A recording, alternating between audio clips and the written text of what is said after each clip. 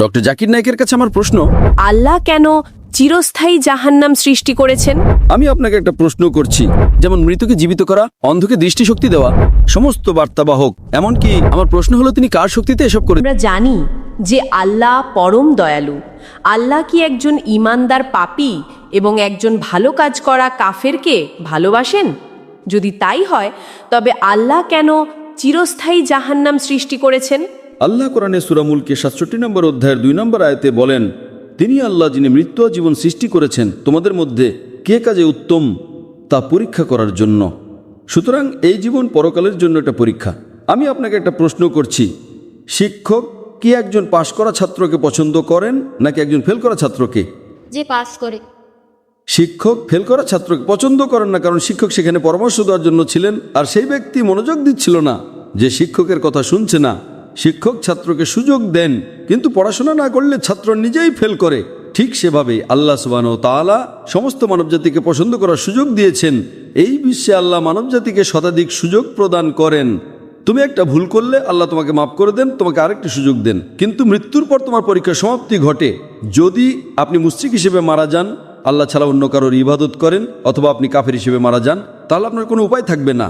সুতরাং কাফের, কোরআন বলে আল্লাহর ন্যায় বিচারের বিরুদ্ধে কখনো আপত্তি করবে না। তারা স্বীকার করবে যে তারা ভুল ছিল, তারা শুধু আরেকটা সুযোগ চাইবে। আল্লাহ বলবেন অনেক দেরি হয়ে গেছে। তাই জীবনটা একটা পরীক্ষা, যদি ব্যর্থ হন তাহলে শাস্তি পাবেন। আশা করি প্রশ্নটা পেয়েছেন।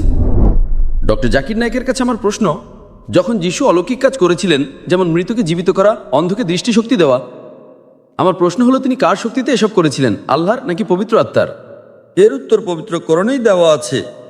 আল্লাহ কোরআনে বলেছেন সূরা ইমরানের 3 নম্বর সূরার 49 নম্বর আয়াতে যে যীশু খ্রিস্ট, তার উপর শান্তি বর্ষিত হোক, তাকে বনী ইসরাঈলের কাছে একজন বার্তাবাহক হিসেবে পাঠানো হয়েছিল এবং তিনি মৃতকে জীবন দিয়েছিলেন আল্লাহর অনুমতিতে, বিইদনিল্লাহ। সমস্ত নবীরা যত অলৌকিক কাজ করেছেন, শুধু যীশু খ্রিস্ট নন, সেটা মুহাম্মদ সাল্লাল্লাহু আলাইহি ওয়াসাল্লাম হন, যীশু খ্রিস্ট হন বা মুসা আলাইহিস সালাম হন, সব অলৌকিক ঘটনাই সর্বশক্তিমান ঈশ্বরের দ্বারা সংঘটিত হয়েছে। তাই যখন যিশু মৃতকে জীবন দিয়েছিলেন, কোরআন বলে যে তিনি বলেছিলেন বিইদনিল্লাহ, অর্থাৎ আল্লাহ সুবহানাহু ওয়া তাআলার নামে জেগে ওঠো।